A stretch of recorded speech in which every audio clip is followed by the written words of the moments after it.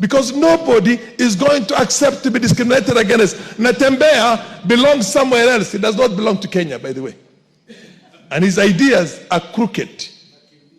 Awacha akimbia mahali ingine. Atoke hapa. According to the clip that you have seen, that is the Member of Parliament of Dadaab, Farm Halim, asking for the removal or the deportation of one Governor George Natembeya. As the governor of Trans Nzoia, he claims that this man is not a Kenyan and he shouldn't be even holding a public office as a governor of one of the biggest metropolitan counties that we have in the 254. Governor George Natembeya has taken his humble time to reply to the claims fronted by one Farah Halim and Junet Mohammed in the parliament recently, where they claimed that George Natembeya should cease to hold office and he should be impeached for the claims of tribalism. And also, speaking about that, Governor George Natembeya, who is the current kingpin of the Luhya community, has currently spoken on matters of him joining hands with the former Interior Cabinet Secretary Fred Matiangis, who recently returned in the country. Natembeya has spoken on the possibility of the both of them working together towards the 2027 general election. Now, let's get down to the message and reply made by George Natembeya towards one Farm Halim, who spoke about Natembeya's, about George Natembeya being deported from Kenya, where he claimed that George Natembeya is not a Kenyan. Now, this is what Natembeya says. I have taken note of the recklessness and deeply troubling remarks by a certain politician who not only questioned my nationality, but even suggested I be expelled from Kenya. Such incendiary statements are false, inflammatory, and strike at the heart of our shared identity as Kenyans. My root and service. Let me be unequivocal. I was born in Kenya, raised in Kenya, and educated in Kenya, and I have devoted my entire career to public service in this country.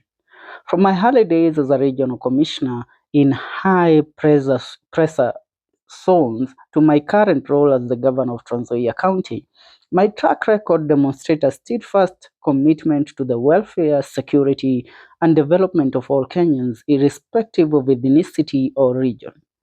No individual, political opponent or otherwise, possesses the moral or legal authority to question my Kenyan identity or strip any citizen of their birthright. On ID vetting and national security, my recent call for the reinstatement of robust vetting procedures for national identity issues in northeastern Kenya arose solely from concerns over national security. Border regions have unique challenges, ranging from cross-border movement to the threat of illicit networks that demand prudent safeguards. To brand this duty-driven appeal as discrimination is a distortion of both fact and intent. Every responsible leader must raise the alarm when processes intended to protect our people are weakened. Rejection of hate-filled rhetoric was still was the invocation of genocidal troops, the so-called Rwanda way and DRC way. In an attempt to justify punitive measures against me, such references are abhorrent. They conjure memories of mass violence and stand in direct opposition to Kenyans' hard-won peace and stability. I condemn this language in the strongest possible terms. Our political discourse must never stoop to threats or dehumanization. A call to unity and truth as governor. I remain unwavering in my pledge to put Kenya and all our people ahead of partisan politics. I will continue to speak boldly on matters of security and governance, but guided by facts and public interest. Secondly, lead justly ensure every community in Trans Nzoia feels heard, protected and empowered, and lastly, serve diligently with transparency and respect for the rule of law. My voice will not be silenced by threats, nor will my mission be derailed by the politics of fear. I invite all Kenyans across ethnic, regional, and political divides to reject hate and embrace truth and work together for the prosperity and security of our nation. That was George Natembeya's response towards what was said about his nationality, and where one farmer Halim and Junet Mohammed asked the security bodies in our country to take drastic measures against George Natembeya and impeach him. Now, let's get down to George Natembeya's politics. When we look at the current dynamics of the nation, George Natembeya is one of the most loved politician currently. He has become one of the most popular politicians, not only from his region but all over the country. And that is why he is being considered, and he himself has also said that there is nobody that is going to stop him from taking the right course and joining hands with the right people, the like-minded people who are working towards removing the current government. Now let's look at George Natembeya. He is serving his first term as the governor of Trans Nzoia County.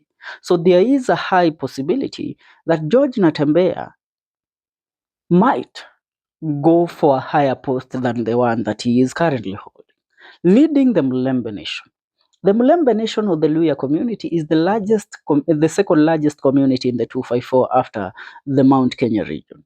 So which tells you, currently, the Mount Kenya region is not meant to field a candidate for the 2027 general election, but they are meant to support an opposition candidate. Kalonzo Musyoka has been counting on Rigathi Gachagua, but the return of Fred Matiangis, disrupted and dismantled the whole formation that the opposition had. Kalonzo Musyoka currently, we all should agree with one thing, that Kenya needs a strong leader and a decisive leader who is ready to take Ruto head on. And Kalonzo Musyoka has not been doing that. He's a man that is hiding behind Rigathi Gachagua. So that man clearly cannot be the presidential candidate. One man that is known to be a bulldozer and a man that his track record speaks for him is none other than Fred Okengo Matiang'i. Now, Fred Okengo Matiang'i is currently planning on how he will launch his presidential campaign team.